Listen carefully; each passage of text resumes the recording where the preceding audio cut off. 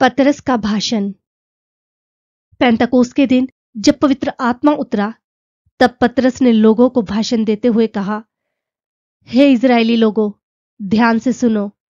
नाजरतवासी यीशु को, जिन्हें आप जानते हैं, जिनको परमेश्वर ने आपके बीच सामर्थ्य के कामों, चमत्कारों और चिन्हों के द्वारा प्रकट किया, और परमेश्वर की ठहराई गई योजना के अनुसार ही उनको आपके हाथों में अधर्मियों की सहायता से सौंप दिया गया कि उन्हें क्रूस दंड दिया जाए।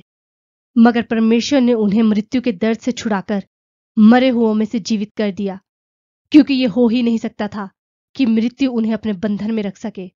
दाऊद ने उनके विषय में कहा था कि मैं सर्वदा प्रभु को निहारता रहा, क्योंकि वे मेरी दाईं ओर है कि मैं लड़खड़ाऊं ना। इसलिए मेरा मन आनंदित और मेरी जीव मगन हुई।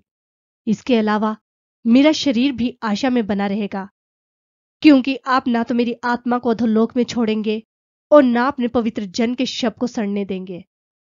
आपने मुझ पर जीवन का मार्ग प्रकट कर दिया। आप मुझे अपनी उपस्थिति में आनंद से भर देंगे।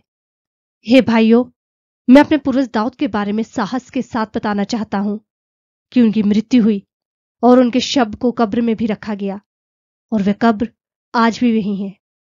इसलिए एक नबी होने के नाते और ये जानते हुए कि परमेश्वर ने दाऊद से शपथ खाई है, वह ये कि मैं तुम्हारे वंश में से एक व्यक्ति को तुम्हारे सिंहासन पर बैठाऊंगा।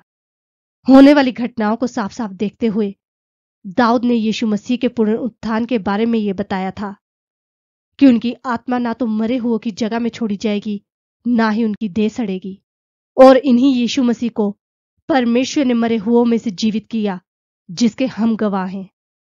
परमेश्वर की दाईं ओर सबसे ऊंचे पद पर बैठकर पिता से प्राप्त पवित्र आत्मा लेकर उन्होंने हम पर उंडेल दिया, जो आप स्वयं देख और सुन रहे हैं। दाऊद उस समय स्वर्ग नहीं पहुंचे थे, तो भी उन्होंने खुद कहा था, प्रभु ने मेरे प्रभु से कहा, मेरी दाईं ओर बैठे रहो और मैं तुम्हारे शत्रुओं को तुम्हारे अधीन कर दूंगा। इसलिए सारा इज़राइल ये जान ले कि परमेश्वर ने इसी यीशु को, जिनको तुमने सूली पर चढ़ाया था, उनको प्रभु और मसीह के पद से सम्मानित किया। पतरस की इन बातों को जब लोगों ने सुना, तब उनके मन घायल हो गए और वह पतरस और बाकी प्रेरितों से पूछने लगे, हे भाइयों, अब हम क्या करें? पतरस ने उन्हें उत्तर दिया, पश्चाताप कीजिए और आप में से हर एक यीशु के नाम में पाप क्षमा का बपतिस्मा ले, और आपको दान के रूप में पवित्र आत्मा मिलेगा, क्योंकि यह वायदा आपके, आपकी संतान और उन सबके लिए भी है जो अभी दूर दूर है और जिनको परमेश्वर अपने पास बुलाने पर है। पतरस ने उनको अनेक दूसरी बातें बताते हुए उनसे विनती करके कहा, खुद को इस टेढ़ी पीढ़ी से बचाए रखे। फिर जितनों ने पतरस के प्रवचन को स्वीकार किया, उन्होंने बपतिस्मा लिया, और उस दिन लगभग 30,000 लोग उनमें शामिल हो गए।